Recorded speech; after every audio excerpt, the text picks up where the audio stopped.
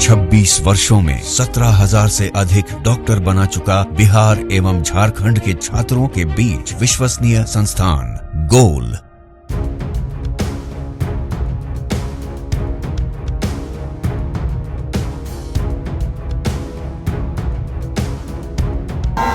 आप सबके सादर प्रणाम।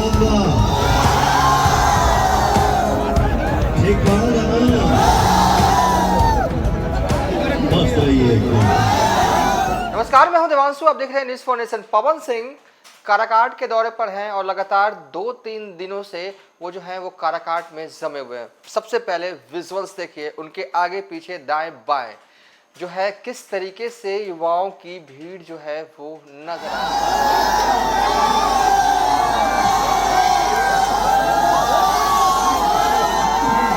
आप सबके सादर प्रणाम।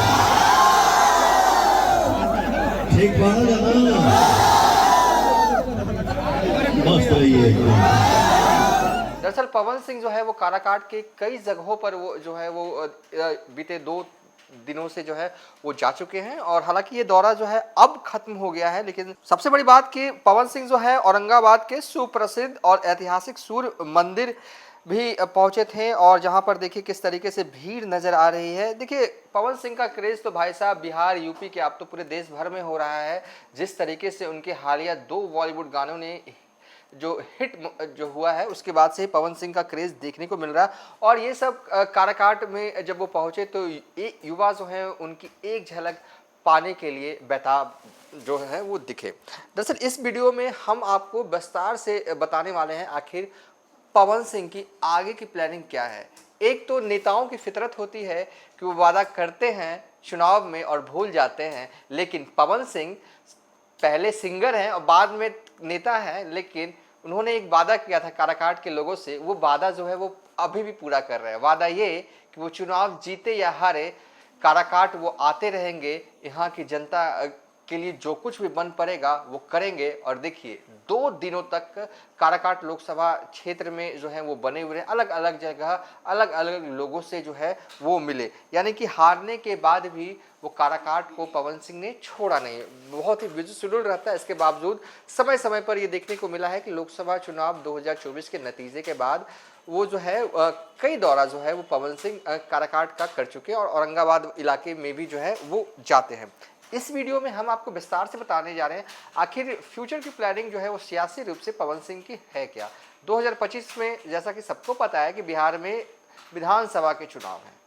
क्या पवन सिंह विधानसभा का चुनाव लड़ने वाले हैं क्या, या उनकी पत्नी लड़ेंगी तो काराकाट लोकसभा क्षेत्र से कि किस विधानसभा सीट से चुनाव लड़ने वाले हैं ये बताएंगी। और सबसे बड़ा सवाल है कि अगर पवन सिंह की पत्नी चुनाव लड़ती, हालांकि लड़ेंगी ये इशारा तो हो गया है, तो 2 सवाल हैं हमारे पास कि वो कौन सी विधानसभा सीट होगी जहां से पवन सिंह की पत्नी ज्योति सिंह चुनाव लड़ने वाली हैं, और दूसरा किस पार्टी से चुनाव लड़ेंगे। क्या निर्दलीय चुनाव लड़ने वाली हैं, क्या जनसुराज से चुनाव लड़ने वाली हैं, या बीजेपी के टिकट पर ज्योति सिंह चुनाव लड़ने वाली है। हम सब कुछ क्लियर करेंगे। जो बातें जो हैं वो पवन सिंह के तरफ से या ज्योति सिंह की तरफ से एक्सटर्नल तौर पर साझा नहीं की गई है, जो इंटरनल अभी चल रहा है वो बातें जो है हम इस वीडियो में बताने जा रहे हैं।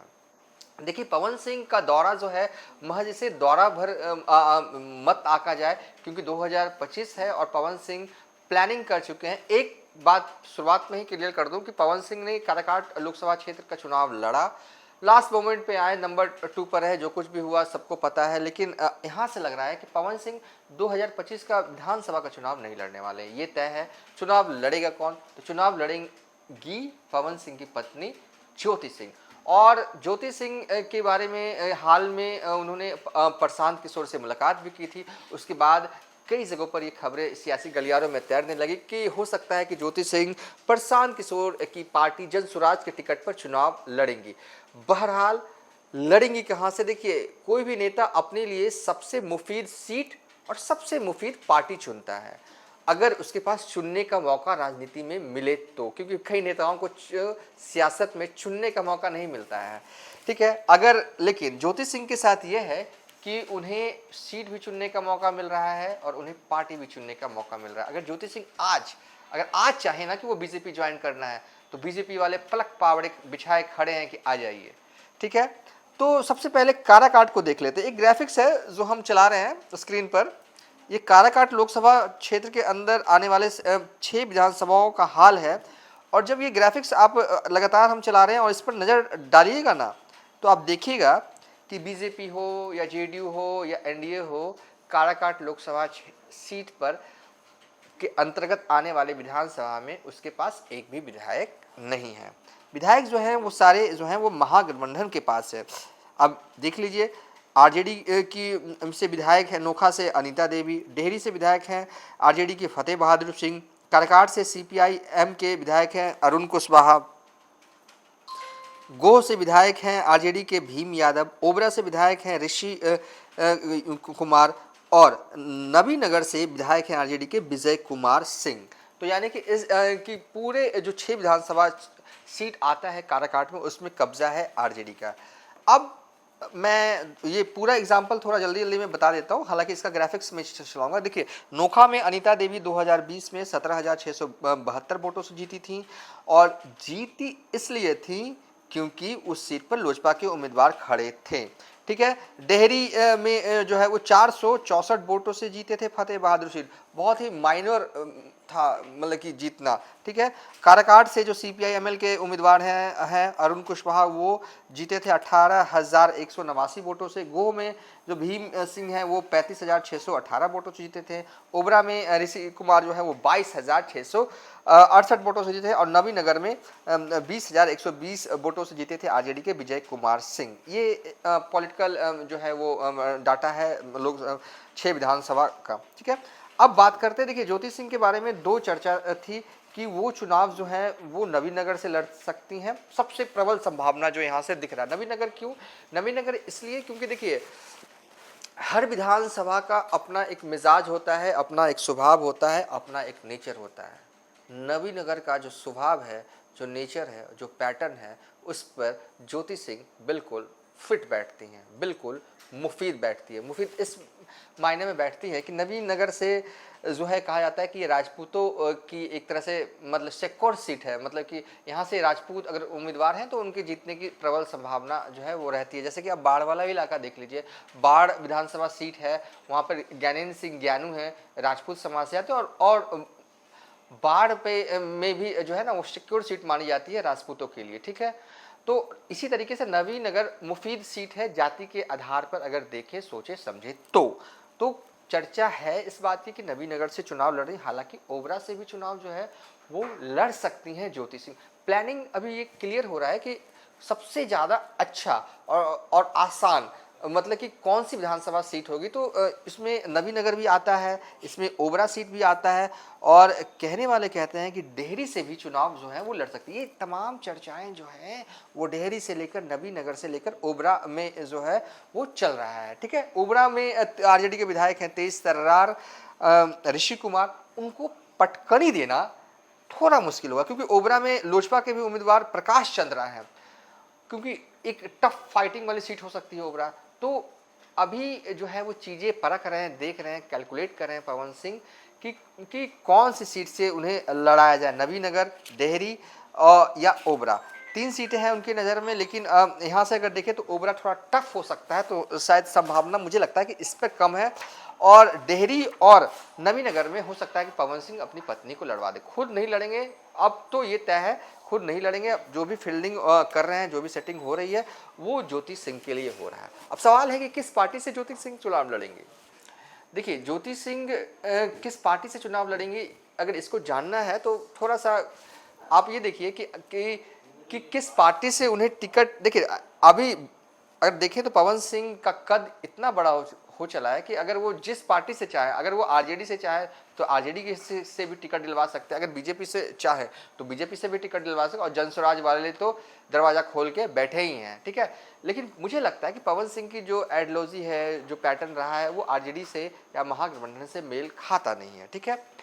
खाता किससे, बीजेपी से या जनस्वराज से। जनस्वराज का लिटमस टेस्ट होना अभी बाकी है। देखिए 23 नवंबर को नतीजे आएंगे, बिहार में 4 विधानसभा सीट पर उपचुनाव हो रहे हैं और नतीजे ही बताएंगे कि आखिर जनस्वराज जो है वो कितना पास और कितना फेल हुए हैं। क्योंकि देखिए ऐसा नहीं है कि जन स्वराज प्रशांत किशोर जो है वो बातें तो अच्छी कर रहे हैं, एजुकेशन की बातें कर रहे हैं, लोगों को पसंद भी आ रहा है, लेकिन वो पसंद और वोट में कन्वर्ट होना ये जो है अंतर वाली चीज़ है। तो वोट में कितना कन्वर्ट करवा पाते हैं ये तो 23 नवंबर को, आगामी 23 नवंबर को ही पता चल पाएगा।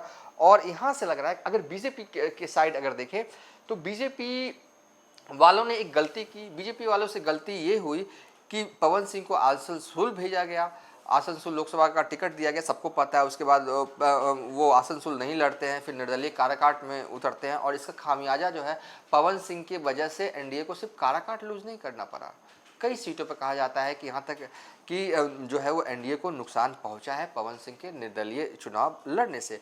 तो कहीं ना कहीं 2025 में जो है मुझे लगता है कि यहाँ से लगता है कि अगर बीजेपी वाले चाहेंगे कि पवन सिंह जो है वो बीजेपी में रिटर्न कर जाए, रिटर्न इसलिए कर जाए क्योंकि अगर वो दूसरी पार्टी से अगर चुनाव लड़ते हैं उनकी पत्नी, पवन सिंह की पत्नी, तो नुकसान ज़्यादा हो सकता है।